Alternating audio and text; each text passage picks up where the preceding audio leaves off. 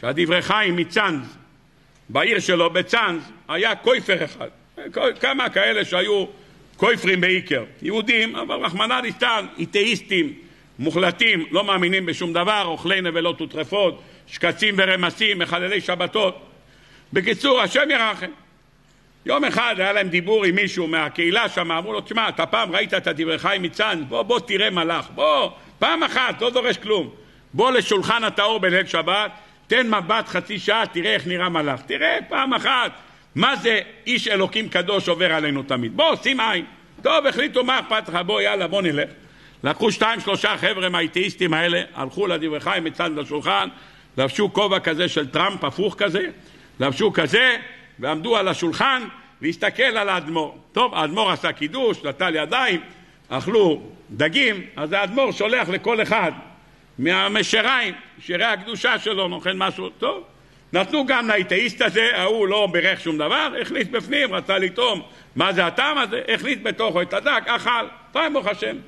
נגמר השולחן, הלכו הביתה, איש לדרכו. ומחרת בבוקר אותו האתאיסט הזה שהיה שם בשולחן, ביקש לאכול ארוחת בוקר, אשתו הכינה לו ארוחת בוקר, שבת, לא יודע מה הכינה לו, נתנה לו לאכול, איכשהו גמר לאכול, הקיא את הכל החוצה, יצא הכל החוצה.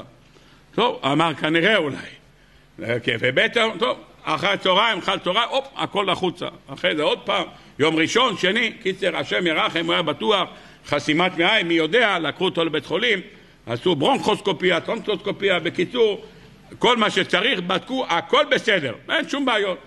החליטו שמה? כנראה וירוס. וירוס, היום וירוס זה, שאתה לא יודע מה זה, אתה דוחף וירוס. קיצר, עוד יומיים עבר שבוע, הבן אדם לא מתרפא, מקיא, אוכל, מקיא.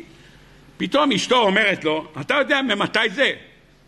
אתה זוכר בליל שבת, הלכת לאדמו"ר, בטח דחף לך חתיכת דג, אל תזכר משהו, שהיה בטח במקרר איזה 2.5, קיבלת אתה חתיכה, קיבלת הרעלת קיבה, לך תתבע אותו לדין.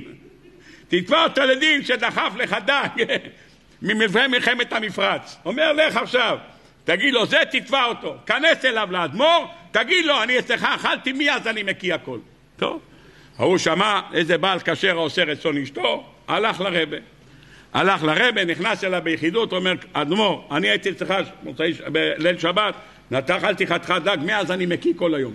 כל היום זה אתה השם. אמר לו האדמו"ר, בוא, שב, תירגע, אבל תירגע, הכל בסדר.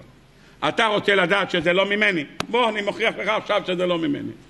אני מזמין אותך עכשיו לארוחת צהריים. אתה אוכל אצלי הכל. דגים, היום, יום שלישי, דגים, מרק, בשר, תוספות, לפתן, הכל אתה אוכל, ונשאר פה צמוד 24 שעות, תגיד לי אם אתה מקיא. אתה כל מה שאתה אוכל אתה מקיא, אתה אצלי עכשיו 24 שעות.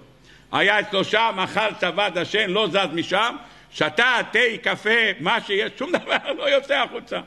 הוא בא לרב ואומר, מה זה? אמר פשוט מאוד. אתה בחיים שלך לא אכלת אוכל כשר. לא אכלת אוכל טהור.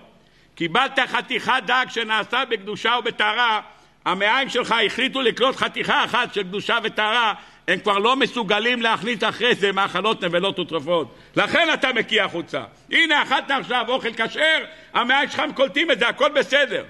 אמר לי שאותו יהודי ששמע את זה ונוכח בעיניים שלו, מה מחולל אוכל כשר, חתיכת דג, החזיר היהודי בתשובה. אמר האדמו"ר האמרמת מגור, אמר אברהם אבינו, אני לשכנע אותם שיש אלוקים, יכול אתה יודע דרך מה? רק אחרי שהם יכניסו לתוך הפה שלהם, יכניסו קצת אוכל של הבית של אברהם אבינו, עם הכוונות של השחיטה של אברהם אבינו, וכוונות הבישולים של שרה אימנו, זה נכנס אצלם בבטן, אז אפשר להתחיל לדבר איתם על איזה שינוי.